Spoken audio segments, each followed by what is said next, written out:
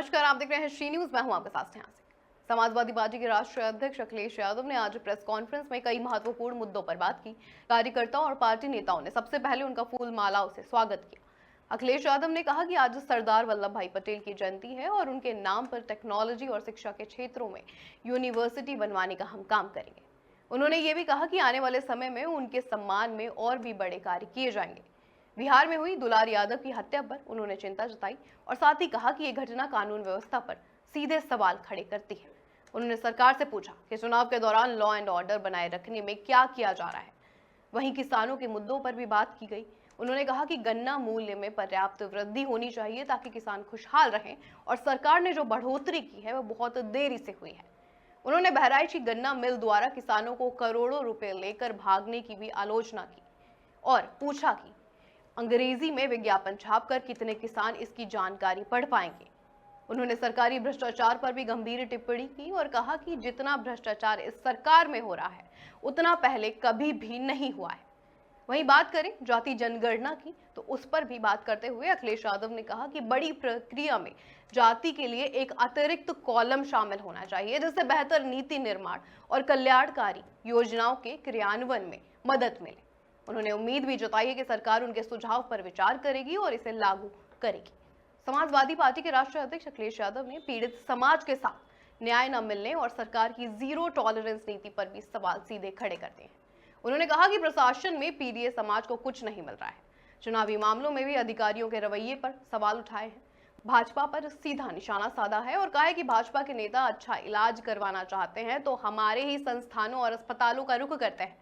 साथ ही भाजपा और उसकी मूल संगठन आरएसएस पर भी आरोप लगाते हुए कहा कि भाजपा की जो ओरिजिनल पार्टी है वो आरएसएस है। देखिए ये खास रिपोर्ट। और सभी साथी जो आज आए हैं, आज पार्टी कार्यालय में हम सब लोग मिलकर के 150वीं जयंती सरदार पटेल जी की मना रहे हैं। लौह पुरुष, भारत रत्न और देश को एक बहुत फर्म नेता और एक स्ट्रांग लीडर जिन्होंने भारत को एक करने के लिए और भारत की रियासतें, भारत को भौगोलिक दृष्टि से बड़ा बनाने के लिए लौह पुरुष ने जो फैसले लिए, आज हम सब लोग ये संकल्प लेते हैं कि उनके बताए हुए रास्ते पे चल करके अपने देश को और प्रदेश को और मजबूत बनाने का काम करेंगे। वहीं आचार्य नरेंद्र देव जी को भी याद हम लोग कर रहे हैं, जो जनक रहे समाजवादी आंदोलन के। वो एक शिक्षक तो थे ही, कई संस्थाओं में उन्होंने सबसे महत्वपूर्ण योगदान दिया। समाजवादी विचारधारा से प्रभावित होकर के समाजवादी आंदोलन को बढ़ाया। हम उनको भी याद करते हुए समाजवादी प्रदेश भारत कैसे बने उस दिशा में हम लोग लगातार मिलकर के काम करेंगे। आज बहुत सारे जागरूक, प्रतिष्ठित, सम्मानित लखनऊ और आसपास और उत्तर प्रदेश के लोगों से मुलाकात और उनके विचारों को सुनने का मुझे मौका मिला।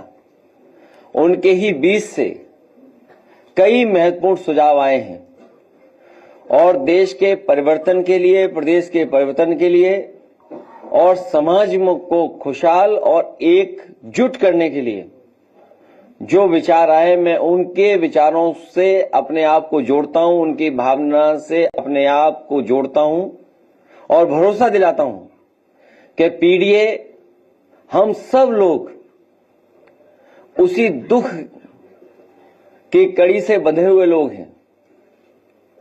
हम सब लोग एक ही विचारधारा पीढ़ी के साथ मिलकर के बदलाव लाने का काम करेंगे।